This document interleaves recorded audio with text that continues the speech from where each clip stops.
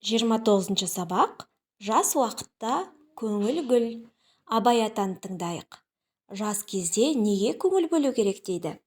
Ғылымға көңіл бөлсеңіз. Болмасаңда ұқсап бақ, бір ғалымды көрсеңіз.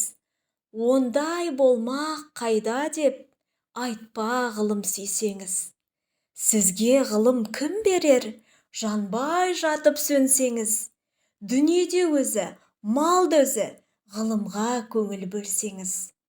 Өзің үшін үйренсең, жамандықтан жиренсең, ашыларсың жылма-жыл. Біреу үшін үйренсең, біреу білмес, сен білсең, білгеніңнің бәрі тұл. Сөзіне қарай кісіні ал, кісіге қарап сөз алма. Тез үйреніп, тез жойма. Жас уақытта көңіл гүл. Бұл өлеңде Абай Құнанбайұлы ғылым мен білімге деген махаббатты насихаттайды. Өмірде жетістікке жету үшін табанды еңбектің маңыздылығын атап өтеді. Адамның өзін дамытуы, қоғамға пайдалы болуы және жеке қасиеттерін жетілдіру туралы ой қозғайды. Әр адам өзі ізденіп, білімге, ғылымға құштар болып, өзіне сенімді болуға, ұлы істерге ұмтылуға шақырады.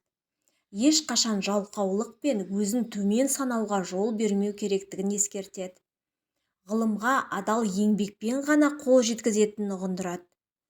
Кісіге қарап сөз алма дегені адамның сыртқы келбетіне, әлеуметтік мәртебесіне немесе беделіне ғана мән бермеу керектігін білдіреді. Адамның нағыз құндылығы оның ақылы мен сөз арқылы танылады. Тез үйреніп, тез жойма дегені білімді тез игеру маңызды екенін айтады. Бірақ одан да маңыздысы оны ұзақ уақыт бойы есте сақтау және ұмытпау. Білімді сақтап қалу үшін оны тәжірибеде қолдану керек. Сонда ол тереңірек орнығып, өмірлік құндылыққа айналады. Жас уақытта көңіл гүл деген өлең жолында Абай атамыз жастық шақты гүлге теңей отырып, бұл кезеңнің білім мен тәрбиені сіңіру үшін ең құнарлы уақыт екенін түсіндіреді. Сол себепті бұл уақытты босқа өткізбеу қажет.